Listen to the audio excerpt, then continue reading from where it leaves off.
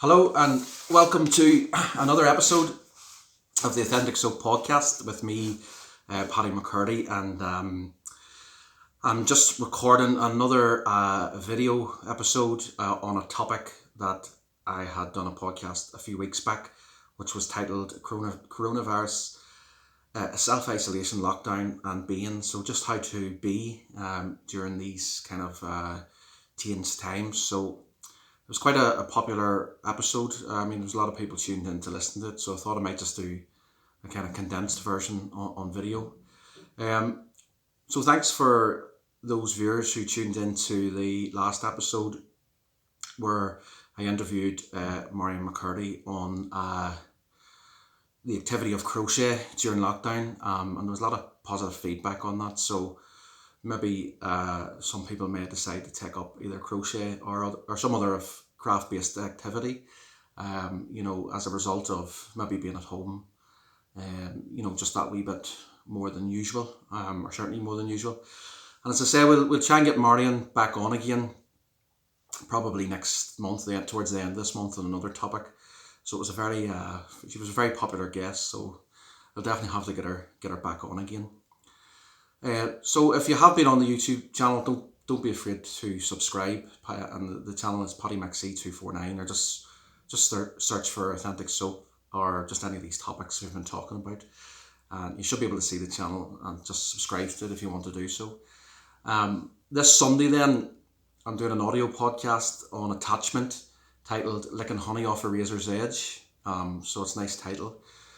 Now, attachment is something that everyone has, and it'll be a really good podcast because we have attachments that we mightn't be aware of but are causing us a lot of negativity. So I'm hoping this episode will provide some insight, and you might be able to actually think, there's something there that you're doing that's causing problems. Believe me, there's lots of stuff. I'm aware of some of it a little bit in myself, so I can talk to anyone tuning in and for that. So just go back then to self-isolation, and it's been here now about 6 weeks, and as I mentioned previously in other episodes, it's hard to kind of put a marker down on specific time patterns, because there hasn't been that many memorable events that's happened for many of us, unless you're still going out to work, and you maybe have a little bit of an indication of something happened on this day or something didn't. So I think probably a lot of people are starting to get more used to it, and adapting to it. Doesn't mean it's not easy, but I guess it is like a new normal. You keep hearing that phrase, and sometimes it's a bit annoying, isn't it? New normal and all this kind of thing. But I guess in many respects it is. And then there's probably parts of this new normal that are quite similar to your old life anyway. So if you were to sit down and bring to your old, like the old situation and the new situation together, the differences mightn't be as great as you think, actually. So maybe after 6 weeks, sort of getting used to it. But it would be nice again if the restaurants were open, pubs and cinemas. You go for a pint, or go and watch a film, or go and eat something to eat. Go and watch a bit of racing or football or something. But hopefully them days will be back maybe in June to a certain degree. So we'll see what happens. So as I mentioned in that podcast then, there's been total media saturation of the whole topic. And I think people are probably getting a bit cheesed off with it in the early stages. But again, I think over time, it's we're getting used to continuous news coverage, and other news items and news agendas are starting to come through. So it's not all about coronavirus, thankfully, but it still takes up a lot of people's time. But I think maybe the early anxiety and early crisis may have sort of blown over, but maybe people aren't as fearful. So maybe the news isn't as fearful or frightening either. So that's one thing I mentioned the last time, is just to check news and media reports just as and when you need to. Don't check them continuously. And I think I heard someone say before, it can become addictive to actually start checking news all the time, because it's a little bit like a gambler on the roulette wheel. The ball's thrown in, spins around, and you're waiting. Is it red? Is it black? Am I gonna cash in here and gonna get a big windfall? That same kind of brain circuitry is applying to news, where people are turning back to news channels or going on to the internet to check online papers, and they're waiting for their next hit of really negative news. And they'll check and there's nothing there, and there's nothing there, and then they'll check again, then there's a new report has come in and something more negative, and again it's that sort of circuitry in the brain that says, oh, there you go, more negative news, more fear, more anxiety. But in effect, in people's brains, they're probably addicted to this kind of news. So best thing to do is just check it maybe once a day for fact-based analysis, and then move on from it. So, as I said, stuck at home a lot of the time right now, and that's very difficult for people because we're all used to having so many distractions in life. Going to work, commuting, going to the pub, going to the cinema, going to the gym, meeting your mates, X, Y, Z. So many distractions that people have, and they live very fulfilling lives because they're doing lots of things. But actually then all those constructs have just been pulled away. So, the rug has just been pulled from under everybody's feet. And for a lot of people who maybe aren't used to being alone, being by themselves, are people who have totally validated everything about themselves and other people's opinions, not to be surrounded by their constructs and comforts and the continual loop feed from other people that they've kind of just become accustomed to. It just brings on sort of confusion and fear and anxiety, and that's understandable. It's just forced people to actually just exist a little bit, just have a simple existence and just be, as the name suggests, human beings. We have difficulty just being. But I think, include myself in that as well. I'm not trying to say that I don't have difficulties just being. Most of us do, unless you're maybe like a monk or something. But I think for a lot of people, this is probably the first time that they're just being forced just to turn inwards a wee bit. And as I said in meditation, when you start doing it, and you start becoming more self-aware of yourself, sometimes you don't like what you see. You have to dig out a bit of crap before you can get a bit more positivity in there. So I think for a lot of people, not having their distractions has forced them maybe to realise elements of their thinking, personality, or character that they weren't aware of. And as I said, that may cause consternation, or it may cause kind of unease, but it's normal. And I guess this is a chance. As people say, I've seen those memes at the start. If you can't go out, it's time to turn in. But there is an element of truth in that. There is an element of this is almost like a resetting period where you can just slow down a bit and actually just almost do like an inventory. They talk about in a lot of these, addiction circles, like 12 steps, like doing a fearless moral inventory. This is maybe a chance for people to do their own personal inventory where they just note down some of their issues, some of the things they're aware of or observed about themselves. Maybe just being at home all the time, it's bringing a lot of irritation and strife and anxieties. But people maybe need to kind of think, what's actually driving that? What's inside that's driving that? And this is a chance to maybe at this period to do that. And meditation is really, really good to turn inwards and become more self-aware and to observe yourself a bit more. So just have a few notes from the last one. So I want to just build on a few things that I talked about. So, and I'm going to come to attachments on some of these podcasts, but a lot of addictive behaviour might be coming to the fore. People may be drinking more, maybe taking drugs. They may miss things, and there are positive addictions that people had in the old situation, like going to the gym continuously. And I guess that's quite positive because you're getting fit, etc. But it's still an addiction of sorts. It's still a way of distracting. And again, I guess a lot of people without their gym routines are maybe struggling a bit too. But of course, you can exercise at home, and you are allowed out once a day, a couple of times a day, or whatever it is. So you can go to a park for a good long run or walk, and do some core exercises, etc. in the house. So basically, what I've been doing is I've cleared the living room. I've got a nice wooden floor, and I put on a few YouTube videos. So there's a lot of good boxing workouts, which you can do without any gloves or bags or pads or anything if you're on your own, or if you're just doing it by yourself. So you can just put it on 15 minutes or half an hour ones, where you're just doing like shadow boxing and drills and core work. Really, really good. So you don't really need a gym for that. You can do that yourself anyway.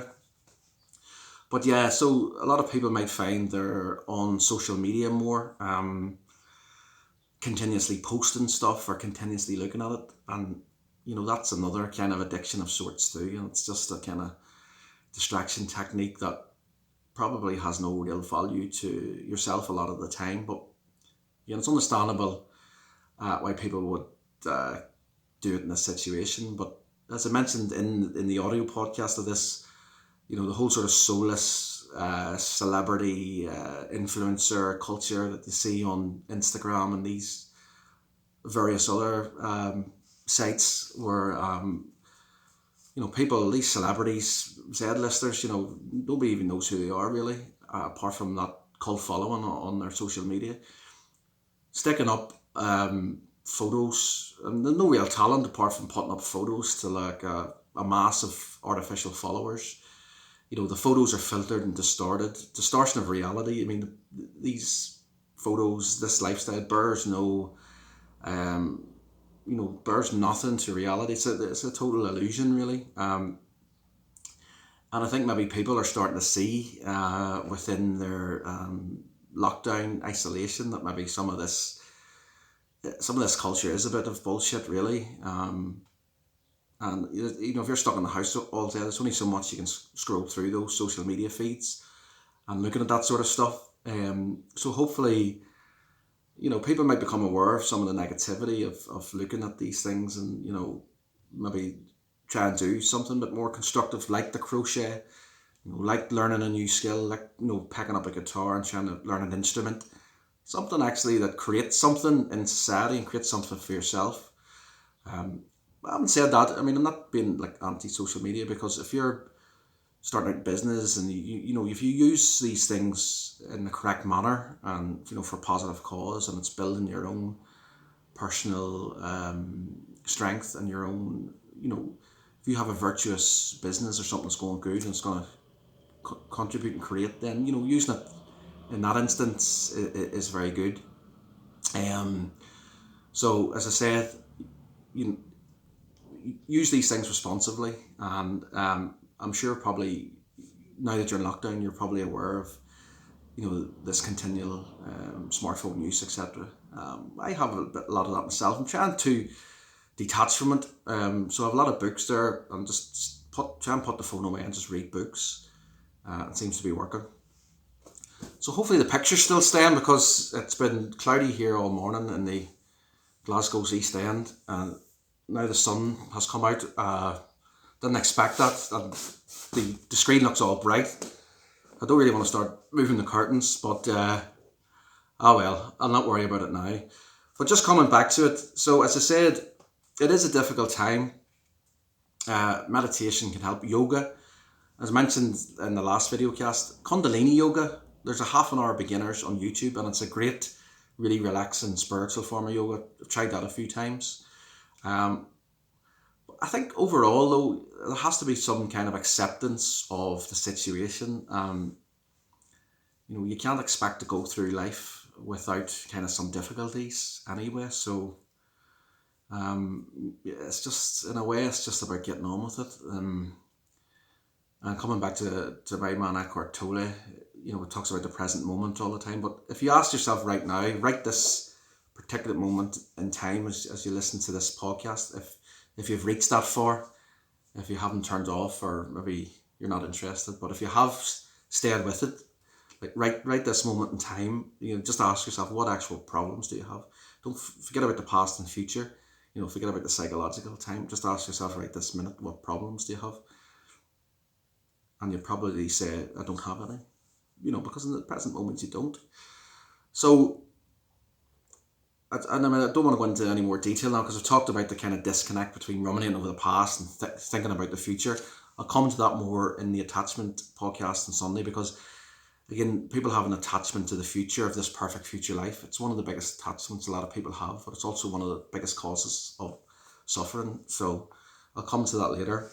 But as I say, suffering and discomfort and hardship, you're going to have to expect that going through life. So I did use this quote in the last episode on this. Carl Jung said, there's no coming to consciousness without pain. So basically there's no coming to awareness and no coming to some kind of higher self unless you go through some sort of pain. So even in nature, any sort of transformation is violent. It just springs out, bursts open. But then after that, it's all very natural and being. So I think even for humans, you have to deal with difficult emotions too to raise your consciousness and get to new progression in life. If you apply it to businesses and things like that, you're going to have to go through hard times. This is a hard time. It's difficult with cash flow problems, etc. But even people built in early businesses, these difficult times, cause you to strengthen and adapt, and ultimately that will impact on other areas in your life. So, mentioning Eckhart Tolle, so he talked about the pain body, the irritation, the anger, and the negativity. So we all probably have that pain body a little bit at the moment, but that's okay. I mean, it's understandable. What I would just say is, in meditation terms, meditate. It's just like a lot of the Buddhist meditations on love and kindness. So cherish others, not yourself. That's not to say don't have self-worth and self-love. Do have it, but don't think about yourself all the time. So if you're meditating, use your fourth chakra. No, third chakra, fourth, whatever it is anyway. Your heart chakra anyway. If you focus on there and just meditate on love and kindness, it might sound a bit cheesy, but if you just do that and think of somebody else in difficulty, it's a powerful way to be compassionate, but also to alleviate loneliness for yourself too. So do that.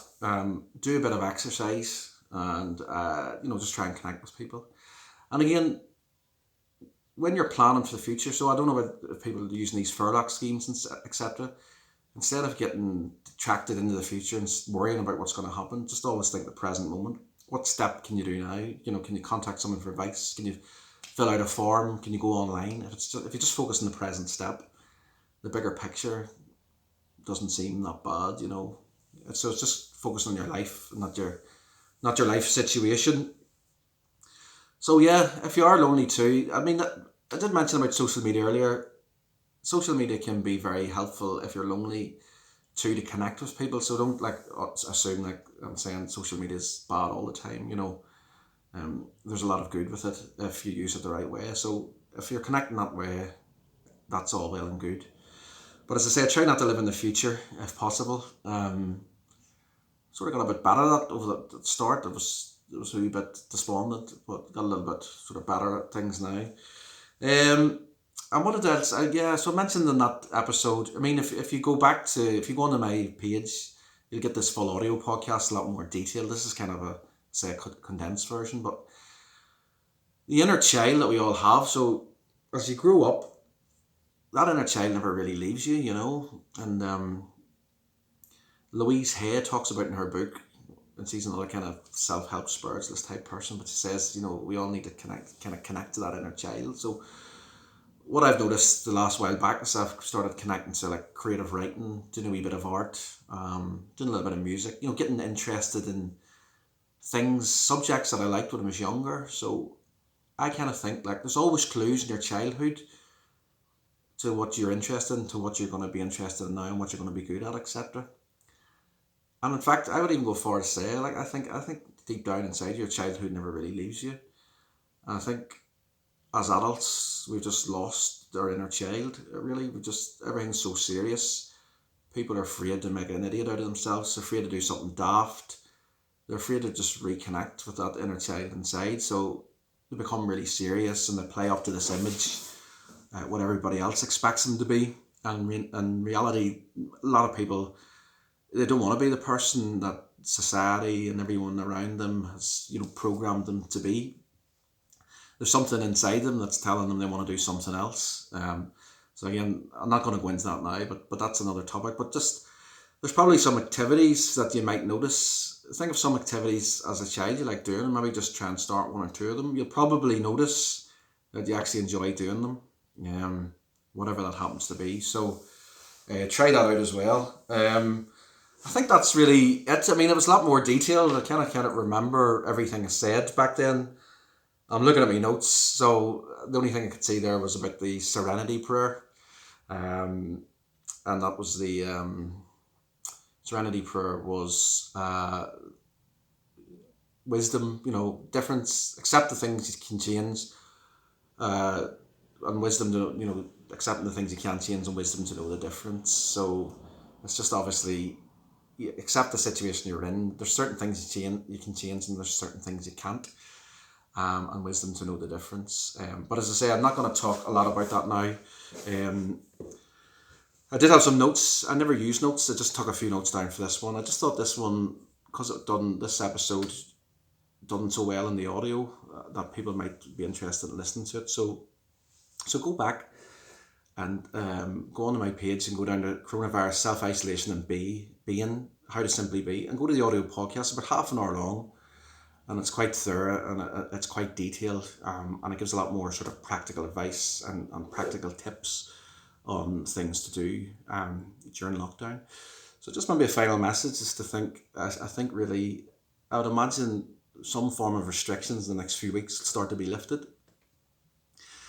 And hopefully maybe by June or so, people can start travelling a bit more. And I know there's not going to be summer holidays, but obviously if you're Irish living in Britain, you might be able to go back home and things like that, or things, go and visit family who's maybe lives in the next town or something where you're not really in the local community. So I'm sure some restrictions will be lifted, and I'm sure things bound to be things like cinemas with isolation and cafes, bound to be a few things start to open up, and hopefully they do. And but in the meantime, just enjoy the situation too, because to be honest, when I have to go back to work in person, I don't know, I think I'm starting to get used to being at home now, so I mightn't actually necessarily want to start going. I don't think I'm going to be rushing back.